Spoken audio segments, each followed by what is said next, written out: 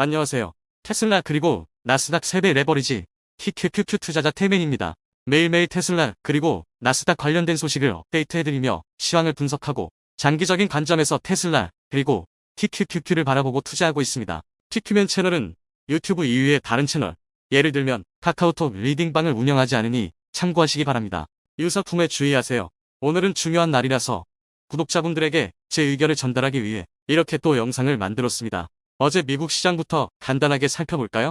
다우존스는 0.33% 오른 33,153으로 막았고요. S&P 500 지수는 0.53% 오른 4,011로 거래일 만에 상승 전환했습니다. 기술주 중심의 나스닥 지수는 0.72% 올라 11,590으로 마감했습니다. 이번 한 주를 기준으로는 3대 지수가 모두 약세를 보였는데요. 다우 지수는 2%, S&P 500 지수와 나스닥 지수는 모두 1.6% 이상 떨어졌죠. 이번 주 약세로 S&P 500 지수는 3주 연속, 다우 지수는 4주 연속 하락했습니다. 나스닥 지수는 한 주 만에 하락 전환됐습니다. S&P 500 지수 내 통신과 유틸리티, 필수 소비재 관련주가 하락하였고 기술, 에너지, 부동산, 산업 관련주가 상승했습니다. 미국 주식시장은 전날 FOMC 의사록을 소화하면서 엔비디아의 실적 및 경제 지표 등을 주시하였습니다. 전날 발표된 FOMC 의사록에 따르면 지난 2월 초 회의에서 대부분 0.25%포인트 금리 인상을 지지하는 것으로 밝혀졌죠. 다만 몇몇 위원들만이 0.50%포인트 금리 인상을 선호했던 것으로 나타났습니다. 여기에는 누군지 안 나왔지만 메스터 그리고 블라드 의원이라는 것을 쉽게 예측할 수 있죠. 연준은 인플레이션이 여전히 용납하기 힘들 정도로 높은 수준이고 노동시장이 매우 타이트하다고 봤는데요. 그러면서 긴축을 계속해 나갈 것이라는 점을 강하게 피력했습니다.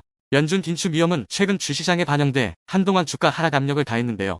이날은 낙폭 과대에 따른 반발 매수세와 엔비디아 등 기업들 실적 호조에 힘입어 상승하였습니다. 최근 굉장히 핫한 인공지능 부문에서 가장 큰 수혜주로 떠오른 엔비디아 주가는 이날 14% 이상 상승했습니다. 분기 실적이 예상치를 웃돈 가운데 애널리스트들 목표가 상향이 줄을 이었습니다. 골드만삭스는 엔비디아 투자 의견을 중립해서 매수로 상향했습니다. 엔비디아 주가 급등의 반도체 관련주도 동반 상승했는데요. AMD는 4% 이상, 퀄컴은 1% 이상, 마이크론 테크놀로지는 3% 이상 주가가 올랐습니다. 경제지표를 빠르게 살펴볼까요? 경제지표는 예상치를 밑돌았으나 대체로 견조한 모습이었습니다. 미국 작년 4분기 GDP는 전년도 분기 대비 2.7% 증가한 것으로 잠정 집계됐다. 미국 작년 4분기 GDP는 전년도 분기 대비 2.7% 증가한 것으로 잠정 집계됐습니다.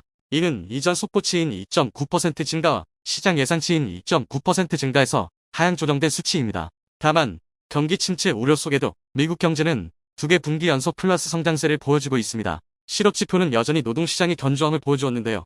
미 노동부에 따르면 지난 18일로 끝난 한 주간 신규 실업보험 청구자 수는 전주보다 3,000명 감소한 19만 2,000명으로 집계됐습니다. 이는 월스트리트 저널 집계 전문가의 예상치인 19만 7,000명보다 적은 것으로 6주 연속 20만 명 이하를 기록하고 있습니다.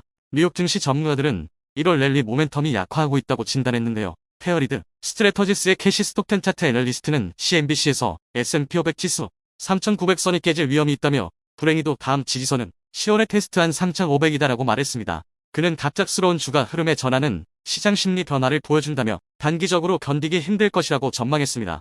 소시에테 제네랄의 엘버트 에드워즈 애널리스트는 주식시장의 밸류에이션이 고점에 다다르면서 급락할 위험이 있는 죽음의 지대, 데스존에 진입했다고 말했습니다. 그는 보고서에서 1월 강한 지표에 극도로 회의적인 태도를 보이는 것이 좋을 것이라며 고용과 소매 판매의 급격한 증가를 가져온 계절적 조정 문제를 제외하더라도 1월에는 이례적으로 따뜻한 날씨가 있었다고 설명했습니다.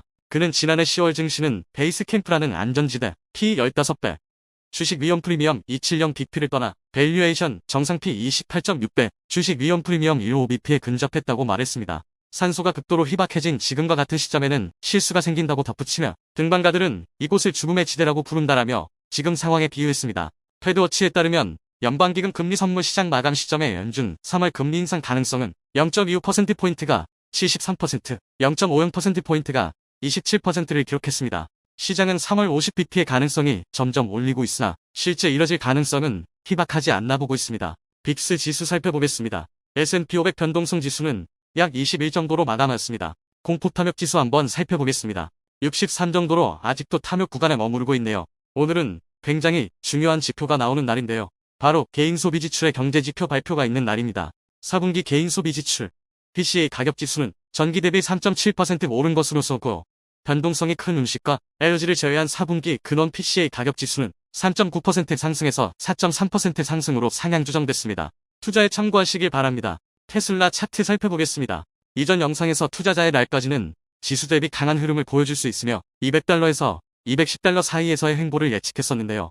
그런 흐름을 보여주고 있는 것 같습니다. 일단 다음 주까지의 흐름을 지켜보아야 할 것 같습니다. 보조 지표들을 보면 일단 하방으로 내려오는 추세이기 때문에 현재 테슬라는 매수하기에는 좋지 않고 현금 확보 측면에서는 일부 매도 가능한 자리라고 판단합니다.